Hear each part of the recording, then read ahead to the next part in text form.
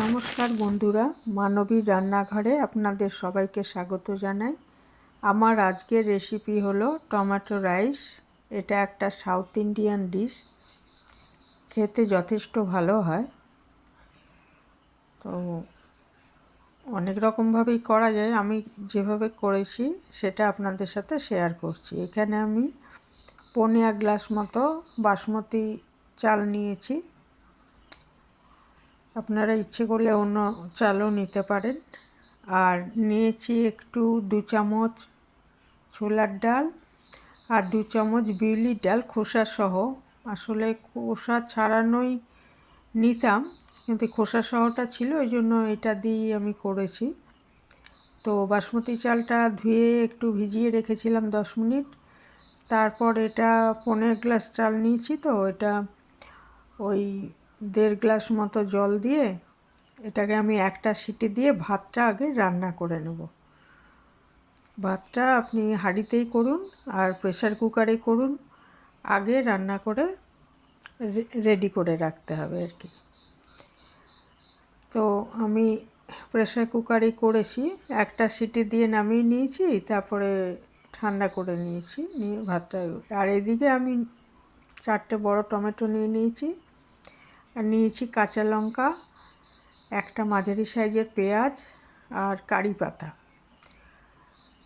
তারপরে এটা একটা ননস্টিক কড়াইতে আমি 2 চামচ সাদা তেল নিয়ে 2টো শুকনো লঙ্কা ফোড়ন দিলাম। এই লঙ্কাটা একটু ভাজা হয়ে গেলে ওর মধ্যে আমি দিয়ে দিলাম 1 চামচ মতো সর্ষে। তার মানে শুকনো লঙ্কা আর সর্ষে ফোড়ন দেওয়া হলো। এরপরে আমি 2টো কাঁচা লঙ্কা এবং কিছুটা কারি পাতা এটার সাথে মিশিয়ে একটু ভেজে নিচ্ছি। এটা একটু ভাজা হয়ে গেলে এর মধ্যে আমি ওই যে মাঝারি সাইজে পেঁয়াজটা ছিল ওটা কেটে নিয়েছিলাম, ওটা দিয়ে দিলাম, দিয়ে এটাকে ভাজবো। ভেজে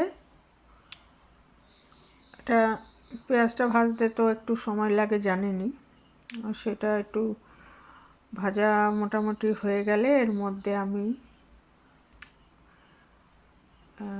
মানে ভাজার সময়ই আমি এটা একটু হলুদ আর একটু লাল লঙ্কা গুঁড়ো দিয়ে দিলাম।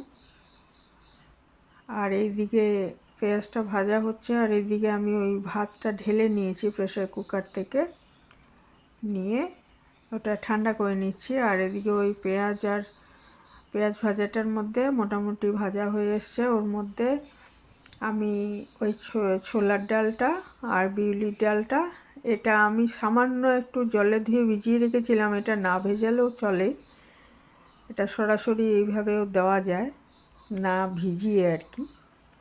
তারপরে একটু সাতলানো হয়ে গেলে এটার মধ্যে আমি টমেটোটা দিয়ে একটু নাড়াচাড়া করে নেব। আর এখানে আমি এই সময় পরিমাণ মতো নুন দিয়ে দিতে হবে। আর এই রান্নাটায় কোনো মিষ্টি দেওয়া হয় না, তো এটা ওই নুনটা দেবো, আর হলুদ আর লঙ্কা গুঁড়ো তো আগেই দিয়েছি, দিয়ে সাঁতলে এটাকে ঢাকা দিয়ে একটু রান্না করে নেব। টমেটোটার থেকে যদি মোটামুটি বেশি জল বেরিয়ে যায় ঢাকা দিয়ে দেখবেন, এই যে দেখুন জল বেরিয়ে গেছে, ওই জন্য আমি আর জল দিইনি। আর যদি জল না বেরোয় সেক্ষেত্রে একটু জল দিয়ে এটা সেদ্ধ করে নিতে হবে, ওই ডালটাও সেদ্ধ হয়ে যাবে আর টমেটোটাও আর কি নরম হয়ে যাবে। তো এভাবে ঢাকা দিয়ে 3-4 মিনিট রান্না করে নিয়ে তারপরে এটা যখন একদম নরম হয়ে যাবে ডাল আর এটা, তখন আমি ওই রান্না করা ভাতটা এর মধ্যে দিয়ে ভালো মতো মিশিয়ে নিচ্ছি। আঁচটা লো ফ্লেমে রাখতে হবে এই সময়। ভালো মতো মেশানো হয়ে গেলে টমেটো রাইস সার্ভ করার জন্য তৈরি হয়ে যাবে। এই ছিল আমার আজকের রেসিপি।